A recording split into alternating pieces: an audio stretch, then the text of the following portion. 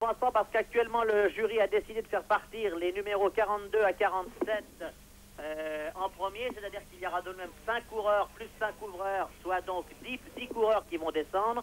Normalement les conditions devraient être bonnes, mais il y a un fait qui peut jouer un rôle, c'est que les coureurs partiront dans les 15 premiers toutes les minutes 40, et en 1 minute 40, la trace, elle, peut se modifier, alors qu'en 1 minute, elle ne se modifiera peut-être pas autant.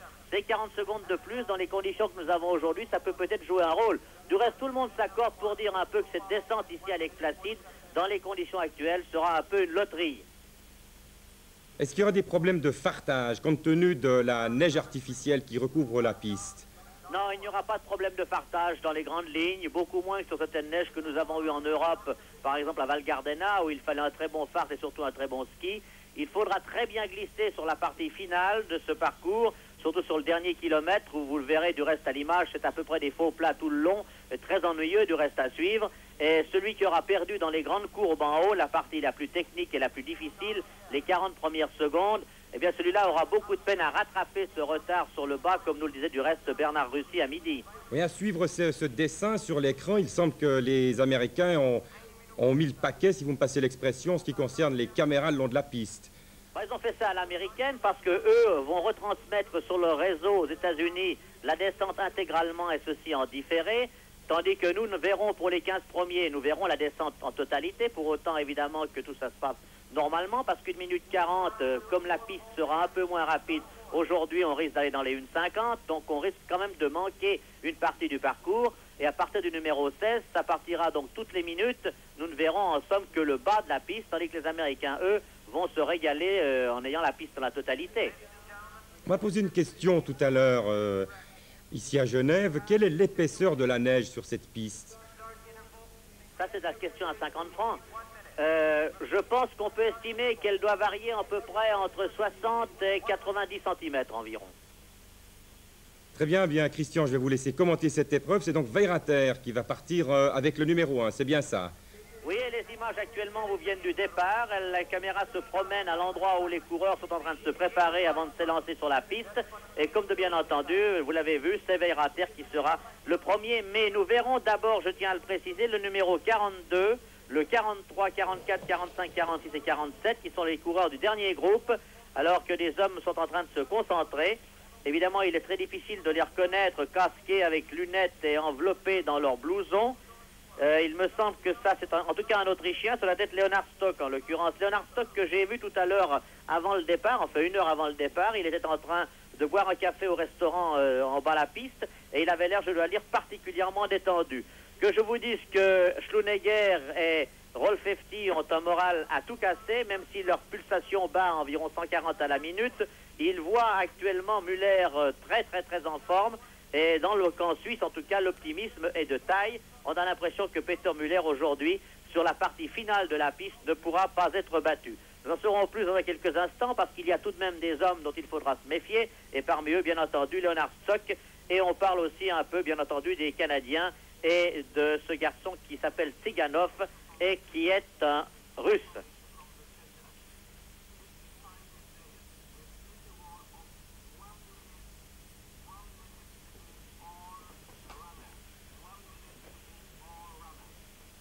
Eh bien, une nouvelle qui nous parvient du centre, l'organisateur, sur intervention du jury de course, bien entendu, et certainement des entraîneurs, ont décidé de faire partir les coureurs toutes les minutes, et non pas toutes les minutes 40 comme nous l'avions dit tout à l'heure, ce qui évidemment rendra la transmission un petit peu moins folichon, si je puis dire, et vous allez voir la différence avec la Streif et avec le Lauberhorn. Vous n'aurez donc que la dernière minute de course, ceci pour des raisons de régularité de la compétition. On ne peut que leur donner tout à fait raison dans les conditions qu'il y a aujourd'hui. Il serait anormal de prétériter certains coureurs, de fausser le résultat d'une descente olympique pour, bien entendu, des questions de télévision. Je ne devrais peut-être pas parler comme ça, mais enfin, ce qui appartient aujourd'hui, et ça appartient aux coureurs, c'est leur descente, c'est la descente olympique, c'est d'eux qu'il s'agit, et je pense qu'il faut leur donner les meilleures conditions possibles.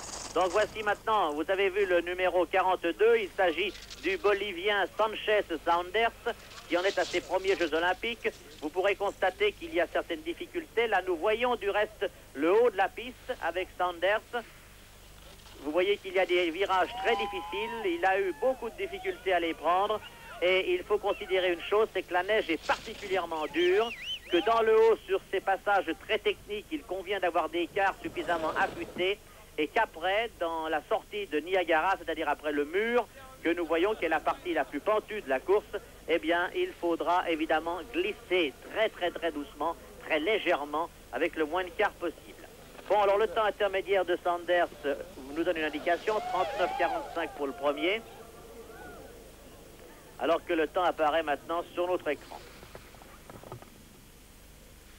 Il y aura deux temps intermédiaires, je ne sais pas si on verra les deux en ce qui concerne les coureurs suivants, mais pour le moment, le Bolivien Sanchez Saunders, je dois vous avouer, un noble inconnu. Une 20,59, son deuxième temps intermédiaire pour le Bolivien. Alors que déjà est parti l'Argentin Guillermo Giumelli. Vous voyez, ça c'est la fin du parcours, c'est ce long faux plat qui n'en finit plus, où les centièmes et les millièmes de seconde peuvent s'envoler vraiment avec beaucoup d'aisance, car l'homme qui ne glissera pas, celui qui n'aura pas le bon ski et surtout qui ne saura pas glisser en souplesse et en légèreté, ne pourra pas gagner ce qu'il aura éventuellement perdu en bas, en haut, mais en tout cas surtout ne pourra pas faire le trou. Alors, on est beaucoup plus lent qu'hier, non, pas du tout, une 58,17, ça correspond à peu près au temps d'entraînement de ces garçons, alors que voici justement l'Argentin Guillermo Giumelli. Giumelli, le numéro 43, dont le temps intermédiaire, lui, était de 40 secondes 86. Évidemment, ces garçons, dits des petites nations, même si l'Argentine en est une grande, mais en ce qui concerne le ski, bien entendu, ont un entraînement beaucoup moins poussé que ceux des nations alpines et des Américains.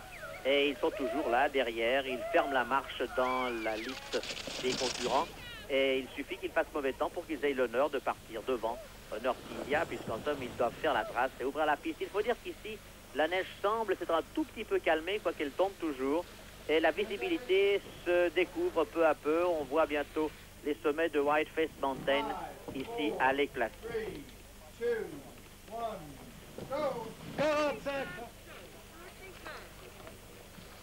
2:00:10, oui, les temps sont à peu près semblables en ce qui concerne ces garçons. Voici maintenant Farvig Avarroa, un Bolivien encore. Il revêt des combinaisons roses comme les Suisses du reste.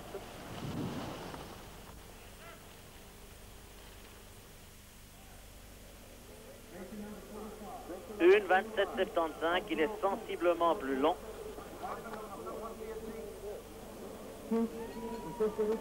Bien, vous avez maintenant les images de minute en minute et vous vous rendez compte dans le fond de ce que nous allons pouvoir suivre durant cette émission. C'est vraiment la partie la moins intéressante du parcours, si même elle n'en est qu'une des plus importantes grâce à ce phénomène de glisse qui permettra à certains coureurs, je le rappelle, de gagner ou de perdre de précieux centièmes de seconde.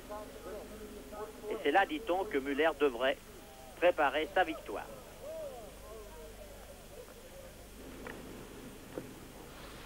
Racer number 46, Marcelo Martinez from Argentina, is on board. 2:12,66 pour Farvig. Et au départ, maintenant, le numéro 45, Arturo Kinch. Je vous le donne en mille. D'où vient-il? Eh bien, pas d'un pays alpin. Celui-là, il vient de Costa Rica. C'est le seul concurrent de Costa Rica. Et là, vous allez voir la piste entière. Les virages, donc, après le départ. Et vous allez pouvoir vous rendre compte des difficultés de cette première partie, de ce premier tiers. Regardez, dans la poudre, il faut savoir virer très bien. Il faudra avoir une ligne idéale, faire attention aux plaques de glace. Il faut le dire, certains coureurs ont manqué des portes à l'occasion des entraînements. On a sauté maintenant sur la fin du parcours, après une 55 de course, et nous avons toujours Arturo Kinch de Costa Rica. Racer number 47, Carlos Fox from Andorra, on board. Voici Kinch, 2:12,24. Je tiens à préciser que tout à l'heure, normalement, les coureurs devraient descendre en dessous du 1050, certainement, et même peut-être approcher les 1:40. Cela va dépendre de la rapidité, tandis qu'on vient de voir au départ Marcelo Martinez, un Argentin. Tous ces garçons sont des néophytes. Il participe pour la première fois à des Jeux Olympiques.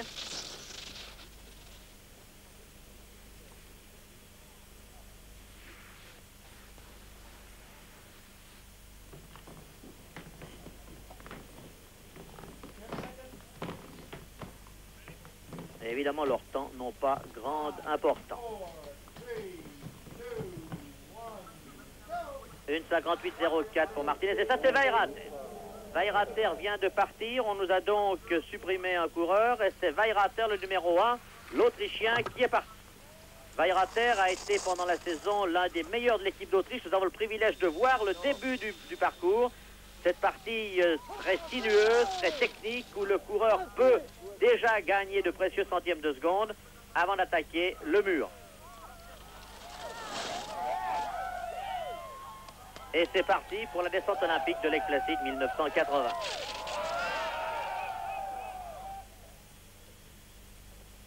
« 37,45, premier temps intermédiaire pour Weirater.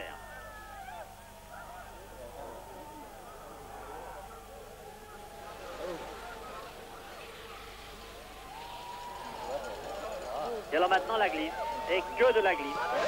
Position de recherche de vitesse, une pénétration idéale dans l'air, une 57,81.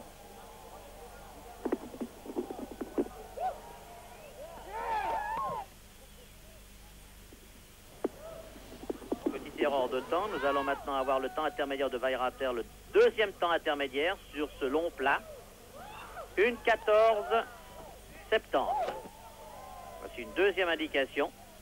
Weirater a toujours été très régulier durant les entraînements, je le rappelle. Il était 3e, 18e, 4e et 6e au cours des 4 entraînements chronométrés. Pour les Autrichiens, il est certainement l'un de leurs plus sérieux atouts avec stock. Et il y a plusieurs milliers de spectateurs tout le long de la piste, dont beaucoup d'Autrichiens, il faut leur lever.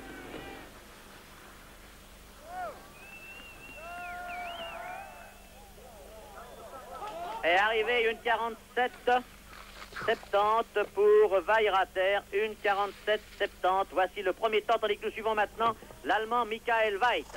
Michael Weiss, quant à lui, a été moins régulier.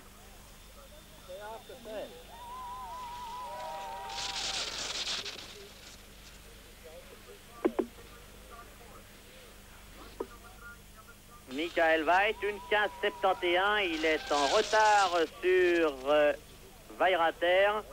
Michael Weiss, qui, je le rappelle, pendant les entraînements a été assez régulier, mais n'a jamais réussi à percer et à passer la barre du 10e rang. Alors on a le sentiment que les Américains nous font une fleur aujourd'hui et qu'ils enregistrent le haut, comme le font les Européens à la Streif ou bien au Lauberhorn, et qu'on a donc malgré tout les passages des portes en haut, ce qui évidemment est très intéressant. C'est une surprise, personne ne l'avait annoncé, et nous raccourcissons ainsi le long bout du plat. Une 50,00 pour Michael Weiss, alors qu'on attend maintenant le numéro 3 qui est Herbert Planck. Le voici Herbert Planck, il est parti et il a été surprenant hier à l'entraînement.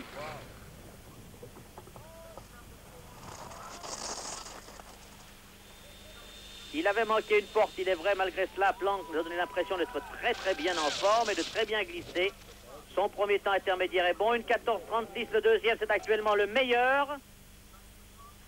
Planck va-t-il créer une surprise? Il en est capable, je vous le rappelle. Herbert Planck est un routinier, un homme qui connaît fort bien toutes les ficelles de la descente et à plusieurs reprises déjà, le médaillé de bronze d'Innsbruck a prouvé ses qualités. Une 14,36 temps intermédiaire, il est plus rapide que Weirater pour le moment, dont le temps final, je le rappelle, est d'une 47,70. Attention Planck, une 46, une 47,13, il est en tête. Une 47,13 pour Herbert Planck qui prend la première place, tandis que part maintenant Vladimir Makeyev. Makeyev, un peu en perte de vitesse, il est vrai, depuis sa fameuse performance de Schladming il y a 2 saisons. 38,37 son temps intermédiaire, cela se confirme. Il perd environ une seconde, à peu près une demi-seconde sur le meilleur temps de Herbert Planck. Et là, on reprend le long plat de la fin. Mais c'est intéressant, vous voyez les virages du début. Une 16,15 pour Makeyev, qui est donc sérieusement en retard au deuxième temps intermédiaire également.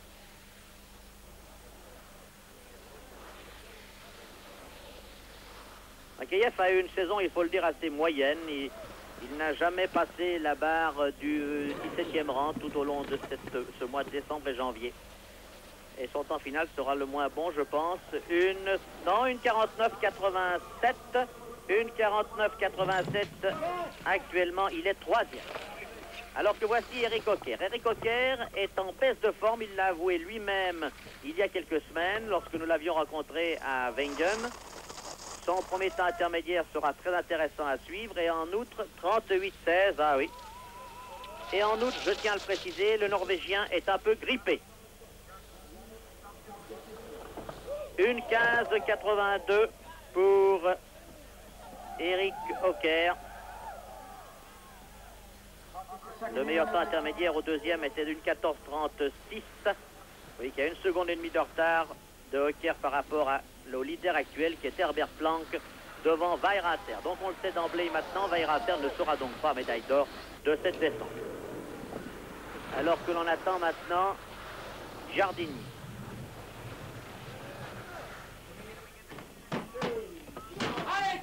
Une 49,09 pour Eric Hocker. Tandis que voici l'Italien Giardini. Hocker actuellement est en 3e position. Il a très bien glissé sur la fin. Voilà un homme qui avait un bon ski. Tandis que Giardini, lui, a des problèmes dans les courbes. On a le sentiment du reste, et on l'entend, peut-être l'entendez-vous mieux que moi, qu'il y a un revêtement un peu dur, un peu glacé en haut. Une 16,16, deuxième temps intermédiaire de Giardini. C'est actuellement le moins bon temps intermédiaire, le moins bon deuxième temps intermédiaire. Et après, nous arriverons à une petite intermède de Suisse.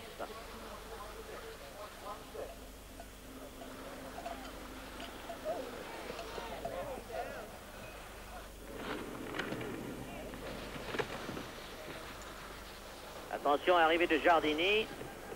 Une 48,98, il est 3e. Une 48,98, 3e temps Giardini. Est-ce que la piste va devenir plus rapide? Tandis que voici maintenant Ervignosi. Ervignosi, c'est l'homme des descentes difficiles, des descentes rapides, raides, accidentées. Il est vrai, pas très à son aise sur les parties de glisse.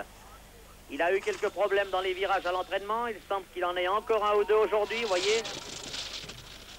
Et le voici sur le faux plat, une 16,60. Ah oui.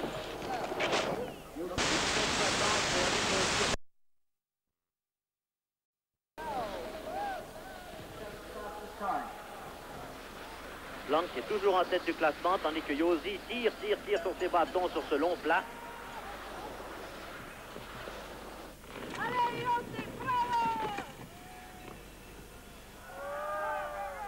Et une 49, une 50,03, il est 7e. Une 50,03, 7e pour Ervignosi. J'ai le sentiment que Tony Burgler a dû tomber. Tony Burgler, nous n'avons pas son premier... Non, il est là. On avait des problèmes de temps. Voici Burgler au départ, mais il a dû tomber malgré tout, car c'est un enregistrement que nous voyons là. Je tiens à le préciser, nous allons peut-être voir l'incident de Burgler, qui a toujours mal négocié les portes et les virages à l'entraînement.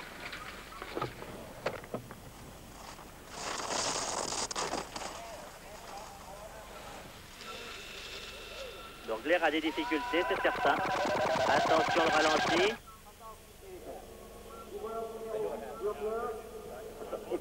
Et il a en effet manqué une porte et il est tombé. Burgler, c'est en ordre, est éliminé. Voici le premier éliminé, on s'y attendait un peu. Tandis qu'on attend maintenant Leonard Stock en premier temps intermédiaire, 37.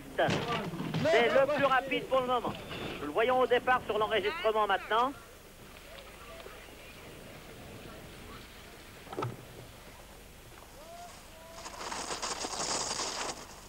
Leonard Stock qui est avantagé dans les virages, c'est un très bon spécialiste du géant. Il a été d'une régularité effarante à l'entraînement et passe certainement pour le numéro 1 autrichien actuellement. Une 13,43, c'est le plus rapide. Une 13,43, il est presque une seconde plus rapide que Planck. C'est un bon glisseur, Stock. En plus de ça, il n'a pas la fatigue d'une saison lourde puisqu'il a été accidenté à Val d'Isère et qu'il n'est revenu que récemment. C'est donc un homme tout frais que nous avons là.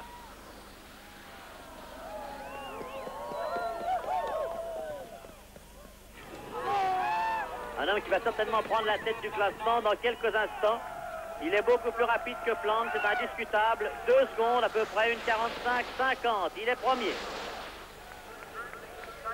Voici Stock prenant la tête du classement, une chose qui n'étonnera personne. 1:45,50, tandis que nous avons le temps de Peter Muller qui lui est en haut, 1 seconde en retard sur Stock. Alors là, c'est de mauvais augure. Cette partie de virage où Peter Muller a eu quelques problèmes, il est vrai, également au cours des entraînements, mais ce matin, nous a dit son entraîneur, il est en forme. Pourtant, son premier temps intermédiaire est d'1 seconde plus lent que celui de Stock, 1:14,66. Ah oui, 1:14,66, même s'il glisse très très bien, il aura de la peine à reprendre cette seconde 18 de retard qu'il a sur Stock. Il a plus d'1 seconde de retard sur l'Autrichien à l'entrée du plat. Le temps à battre, je vous rappelle, 1:45,50 pour Leonard Stock. Muller n'est pas loin, mais il n'y arrivera pas. 1:46,75, il est deuxième. 1:46,75, il est deuxième. Il n'a pour ainsi dire pas repris sur la partie du bas que voici le Canadien David Murray. Donc premier Stock, deuxième Muller, troisième Planck, tandis que le Canadien Murray est là. Son temps intermédiaire en haut n'est pas sensationnel, 38,16, il est plus lent que Peter Muller. Mais rien n'est joué, il y a encore des hommes de qualité. 1:14,90 pour Murray.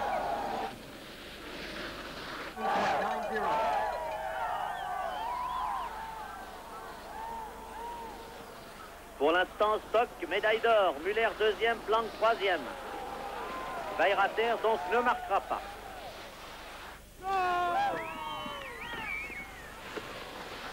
Arrivée de Dave Murray. 1:47,95, il est cinquième. Et voici maintenant Werner Grissmann. Médaille de bronze des récents championnats du monde de Garmisch-Partenkirchen. Werner Grissmann. Un très bon temps intermédiaire en haut, ça n'est pas surprenant, il est souvent le plus rapide dans les parties supérieures des parcours. Mais Werner Grissmann en veut, et je ne crois pas l'avoir vu souvent dans une telle forme, et surtout avec une telle volonté. 1:13,87, il est deuxième temps intermédiaire actuellement sur le bas. Il est plus rapide que Muller, et même sérieusement plus rapide. Grissmann, s'il garde une bonne position, peut être avantagé par son poids sur cette partie plate.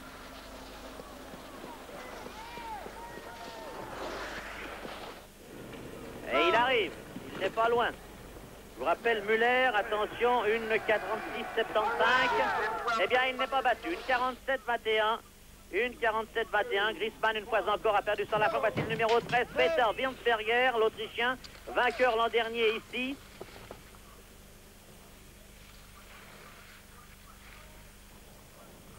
Wirnsberger qui a quasiment éliminé le champion du monde Walcher hier à l'entraînement. Walcher qui, vous le savez, est dans les spectateurs aujourd'hui. L'Autriche se paye le luxe de laisser un champion olympique à la maison et un champion du monde dans les spectateurs. 1:14,03, il a repris. Ah, Wirnsberger a repris sur la partie du faux plat. Il semble qu'il aille très très vite. Pour l'instant, il est parmi les 3 premiers.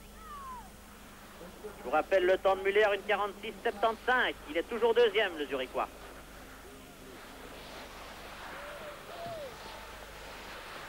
Wirnsberger peut encore venir se classer au deuxième rang. Même peut-être, non, pas au premier, mais il n'est pas loin. 1:46,12, il est deuxième. 1:46,12, Peter Muller est troisième. Voici donc Wirnsberger second de cette descente. Derrière Stock, 2 Autrichiens aux 2 premières places pour le moment. Tandis qu'on attend maintenant Ken Reed. Ken Reed, dont on n'a pas le premier temps intermédiaire. Reed a-t-il eu un incident de parcours? Nous allons le voir rapidement.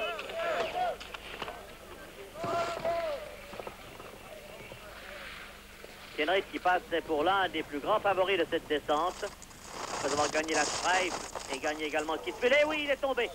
Un dérapage sur le ski intérieur et Ken Reed vient de voir s'envoler tous ses espoirs de réaliser une médaille ici aux Jeux Olympiques à quelques kilomètres de son pays. C'est la grande déception pour le Canadien Ken Reed. Que va faire son camarade Steve Podgorski, sur les épaules duquel reposent quelques espoirs? On peut s'attendre à un très bon temps de la part de Steve, car nous l'avons vu à l'entraînement, il a déjà été très très rapide. Là, c'est le 15 que nous avons là. Voilà, merci. On nous fait sauter un coureur photo. Alors, Steve Podgorski, attention.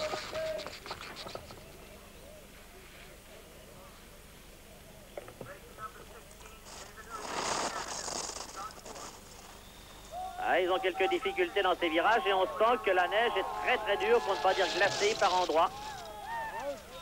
Ce qui a, je le répète, avantagé Stock. Une 14-31 pour Steve Podgorski. Ah, c'est un homme qui est très rapide.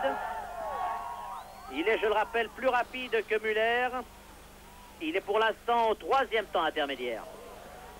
Donc peut-être y aura-t-il tout le monde canadien médaillé aujourd'hui. Pourquoi pas? Pour être 3e, il faut descendre en dessous d'une 47-13. Et il y a réussi, il est 3e, une 46-62 pour Podgorski. Planck perd la médaille de bronze, le Canadien pour l'instant la prend. Premier Stock, 2e Wirnsberger, 3e Podgorski. Muller lui aussi est shooté, il n'a pas de médaille. Alors que nous suivons maintenant Dave Irvine, le Canadien, numéro 16. Il faudra encore attendre le soviétique Tsiganov. Et pourquoi pas Andreas Wenzel du Liechtenstein. Une 15-34 pour Irvine. Donc lui ne rentre pas en ligne de compte pour les meilleurs temps.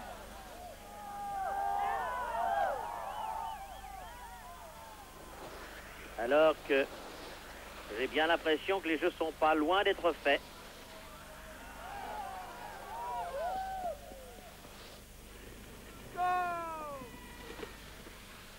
Dave Irvine est à l'arrivée.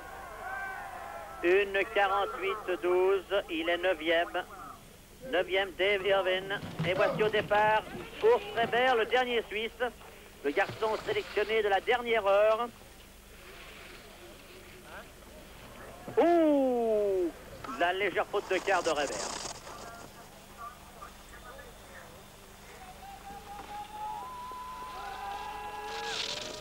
En tout cas, son temps intermédiaire en haut est assez moyen, 39-02, une 16-89 pour Reber. Deuxième temps intermédiaire, le voici loin, loin derrière. Une 16-89, c'est le coureur le moins rapide actuellement, Urs Reber. Et bien dans l'ensemble, l'équipe suisse a lieu d'être un petit peu déçue, il faut le dire. Et Peter Muller n'aura pas cette médaille que chacun lui voyait gagner sur cette descente de Whiteface Mountain. Une 49-16, il est 12e, Urs Reber.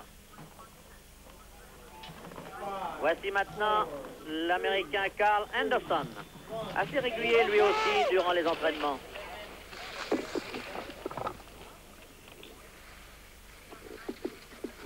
Anderson dans le passage supérieur.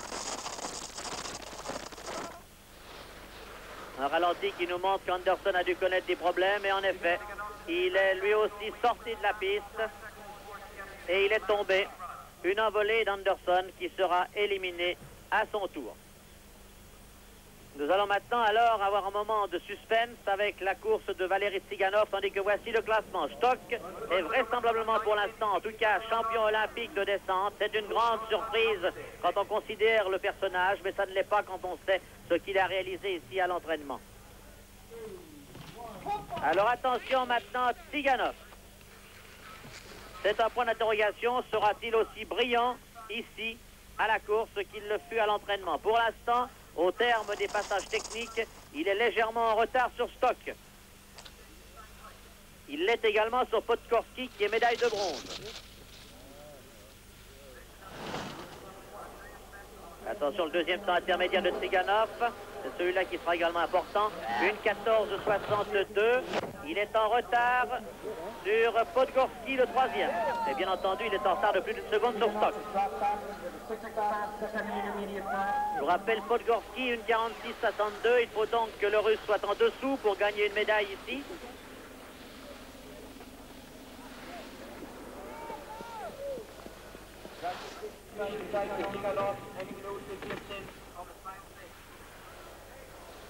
Très vite sur la fin, mais il n'y parviendra pas. 1:47:34 pour Tsiganov, qui est donc 7e et qui n'aura pas de médaille, alors que se prépare maintenant Andreas Wenzel, qui vise, lui, le combiné, qui, je vous le rappelle, n'existe pas en titre olympique, mais qui donne le titre de champion du monde.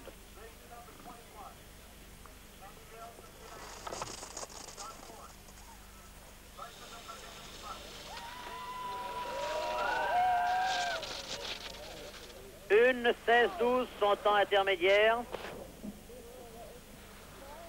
2 secondes et demie de retard par rapport à Stock. Un Stock qui vraiment, depuis le début de la semaine, annonçait qu'il allait être très fort. Et je vous l'ai dit tout d'abord au début de mon reportage, Stock m'a paru très décontracté, puisque tandis que tous les coureurs étaient déjà montés au départ pour se concentrer et se préparer, il plaisantait encore avec Hans Schlunegger. 1:49:71, 14e pour Andreas Wenzel, et voici Andy Mill, le doyen de l'équipe américaine de ski.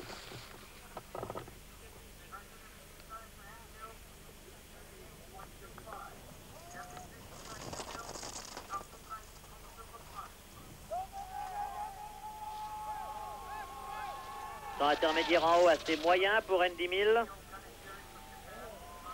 1:15:60 au deuxième.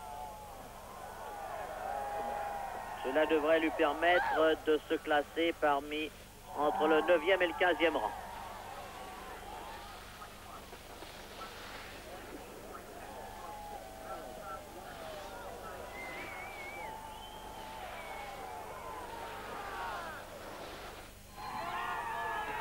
Voici Mill dans le chose d'arrivée, alors que la neige tombe un peu moins, que le soleil s'ébite de la partie.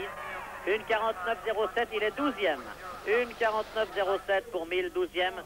Et au départ, Mikio Katagiri, un japonais. Le seul japonais du reste, avec un temps intermédiaire en haut qui n'est tout de même pas déshonorant.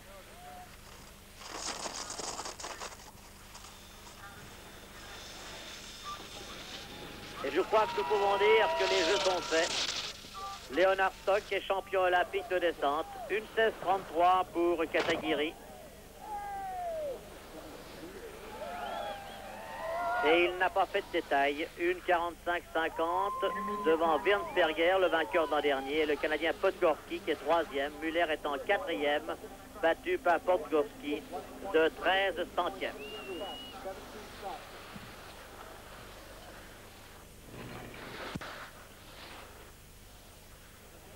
Le temps de Katagiri, 1:49:77. Voici un garçon intéressant à suivre, c'est le petit Pete Patterson.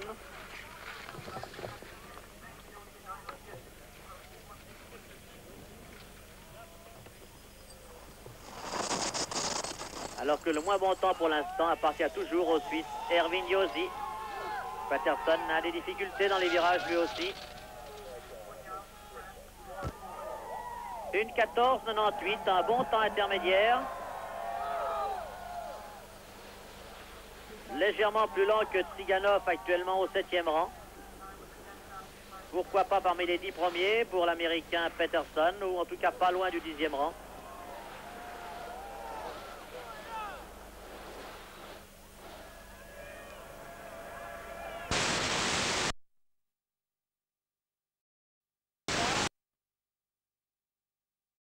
Patterson, il vient se classer devant Planck et derrière Peter Muller. Voici le seul Français de la course, Philippe Pugnat. Puisque vous le savez, Pugnat est le seul représentant, Muffat ayant été blessé lors des entraînements et devant subir une nouvelle opération des ligaments.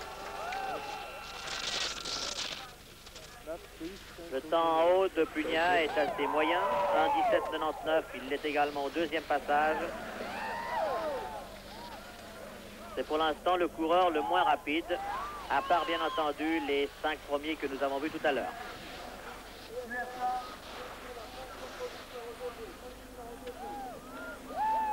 Donc champion olympique de descente 1980, Leonard Stock.